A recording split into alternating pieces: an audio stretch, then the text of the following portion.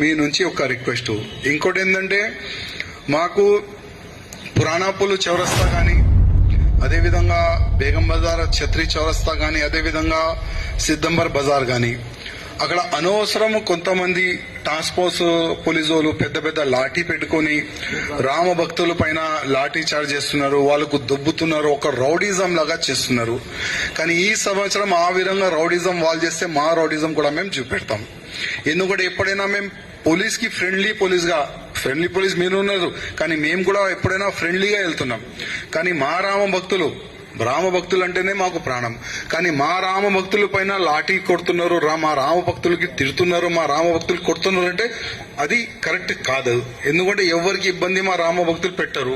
2 గంటలు లేట్ అవుతుందని మెల్లగా వెళ్తారు రామ భక్తులు మాదు. కానీ కావాలని మా కార్యకర్తల్ని దొబ్బుతారు, కావాలని మా కార్యకర్తల్ని కొట్టే ప్రయత్నం చేశారు. కానీ ఈ సంవత్సరం ఒక్క కార్యకర్త పైన కూడా లాఠీ పడితే మొత్తం యాత్ర ఆపేసేయాలి. మీ అందరికీ బాధ్యత ఇస్తున్నా, అన్ని యాత్ర ఆపేసేయాలి. అప్పుడు చూద్దాం మనం ఎట్లా వాళ్ళు యాత్ర స్టార్ట్ చేస్తారు. 2 days చేద్దాం, మొత్తం నైట్ చేద్దాం. ఎక్కువ అర్థం కాకపోతే రైడ్ కొడదాం, 4:30 వరకు యాత్ర తీసుకుని వెళ్తాం. ఎవరు ఆపుతారు చూసుకుందాం. మాకు ఇబ్బంది పెట్టకండి, మేము కూడా ఎవరు కూడా ఇబ్బంది పెట్టాం. మా రిక్వెస్ట్, మా ఒక్కొక్క రామ భక్తులు మాకు చాలా అమూల్యమైన రామ భక్తులు.